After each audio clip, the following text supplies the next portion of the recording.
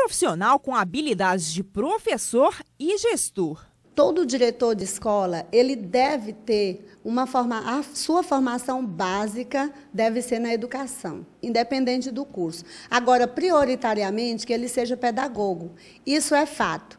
Porém, e também que ele tenha experiência, no mínimo experiência em sala de aula, para que ele possa entender o processo de educação na escola, ele precisa ter passado em sala de aula.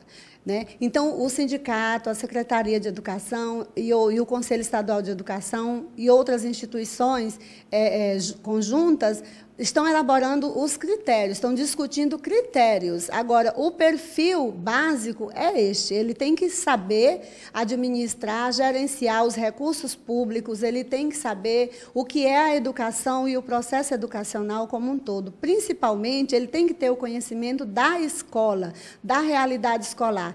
Isso é básico para se entender como deve ser um diretor de escola. Todas essas características deveriam fazer parte do perfil dos diretores de escola, mas nem sempre é isso que acontece e muitos acabam assumindo o cargo por indicação de políticos. Desde os governos anteriores, essas indicações políticas já acontecem. É muito raro ter um perfil, ter uma escolha de pessoas pelo perfil. Isso aconteceu no governo passado e, infelizmente, está acontecendo nesse governo. Mas nós acreditamos que isso só vai ser resolvido com as eleições para diretor, porque a sua comunidade, a comunidade escolar, é que vai escolher o seu diretor, que sabe quais são as pessoas que têm esse perfil para liderar a sua comunidade. Olha o tanto que é importante. O gestor de escola, ele é um dos principais líderes da sua comunidade. E no meio dessa disputa política, algumas escolas continuam sem a presença do diretor. Aqui na Escola Santa Rita de Cássia, os professores já enfrentam vários problemas. E sem a presença do gestor, eles não sabem para quem recorrer. Hoje está encerrando a 4ª semana de aula, que nós estamos sem gestor. A escola está pendente disso daí. Pelas notícias que a gente tem, a gente sabe que é indicações de políticos, então está havendo uma briga entre 2 candidatos. A escola e os professores apoiam esses 2 candidatos porque a gente é colega da gente, mas a gente precisa de um gestor imediatamente, tem projetos parados, a gente precisa finalizar pontos para que a escola venha ter o seu movimento normal, venha ter as suas aulas normais. A falta de professor, ainda tem déficit de professor. Eu acredito o seguinte, já passou do tempo, nós estamos indo para o mês de março já, a gente não tem diretor. A escola está funcionando dentro do plantel que tem, mas está funcionando. A gente tem muitas deficiências, muitas dificuldades, mas está faltando, na verdade, um pouco de vontade, um pouco mais de seriedade, porque não pode uma escola do tamanho dessa ficar sem diretor.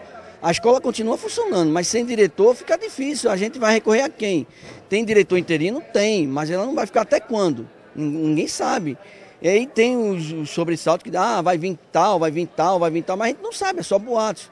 A gente procura no diário oficial, não acha nada, dizendo que vai vir a pessoa, só por nome, gente, só por boatos. A gente não tem essa coisa, de saber quem seja verdadeiramente. E até o presidente do Grêmio da escola está impossibilitado de assumir e dar continuidade às ações para os alunos. Era para a gente ter assumido no início do ano, quando voltou às aulas. E isso está impedindo que a gente faça algumas atividades aqui dentro, alguns movimentos que possam estar ajudando os alunos aqui dentro da escola. Depende então da chegada do diretor? Depende então da chegada do diretor e da atitude do poder público em relação à chegada. Mesmo com a aprovação da escolha dos diretores por meio do voto e com a participação da comunidade, o Sindicato dos Profissionais em Educação ainda lutam para que essa medida entre em vigor. Enquanto isso, é a própria comunidade escolar que sofre as consequências dessa disputa política.